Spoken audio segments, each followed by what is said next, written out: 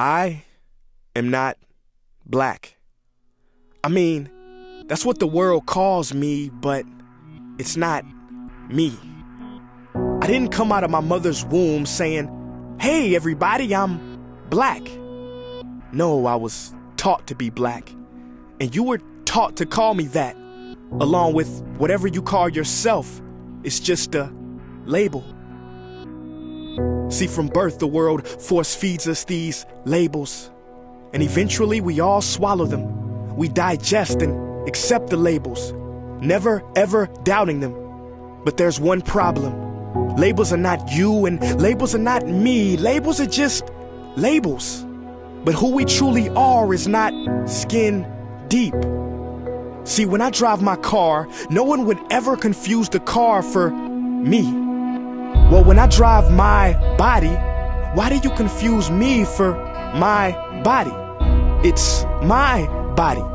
Get it? Not me. Let me break it down. See, our bodies are just cars that we operate and drive around. The dealership we call society decided to label mine the black edition, yours the Irish or white edition. And with no money down, 0% APR, and no test drive, we were forced to own these cars for the rest of our lives. Forgive me, but I fail to see the logic or pride in defining myself or judging another by the cars we drive. Because who we truly are is found inside. Listen, I'm not here to tell you how science has concluded that genetically we're all mixed and race in the human species doesn't exist, or how every historian knows that race was invented in the 15th century to divide people from each other and it has worked perfectly. No, I'm not here to lecture. I just want to ask one question. Who would you be if the world never gave you a label? Never gave you a box to check? Would you be white, black, Mexican, Asian, Native American, Middle Eastern, Indian? No. We would be one. We would be together. No longer living in the era of calling human beings black people or white people. These labels that will forever blind us from seeing a person for who they are, but instead seeing them through the judgmental, prejudicial, artificial filters of who we think they are. And when you let an artificial label define yourself, then my friend, you have chosen smallness over greatness and minimized yourself, confined and divided yourself from others. And it is an undeniable fact that where there is division, there will be conflict, and conflict starts wars. Therefore, every war has started over labels. It's always us versus them. So the answer to war, racism, sexism, and every other ism is so simple that every politician has missed it. It's the labels. We must rip them off. Isn't it funny how no baby is born racist, yet every baby cries when they hear the cries of another?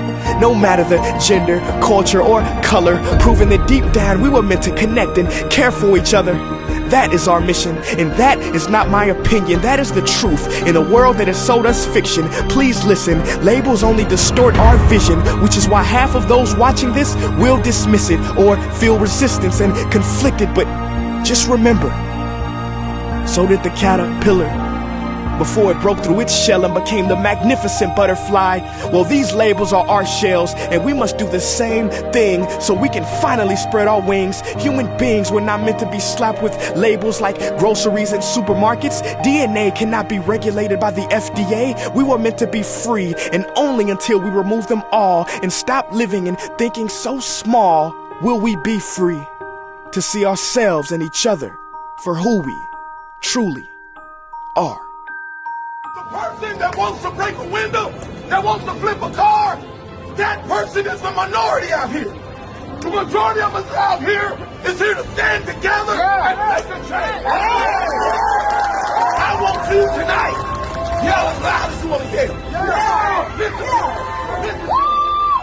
Protest like you want to protest. But listen, let me say this to you. Don't become criminals.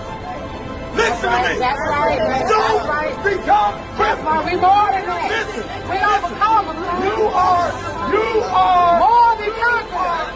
proud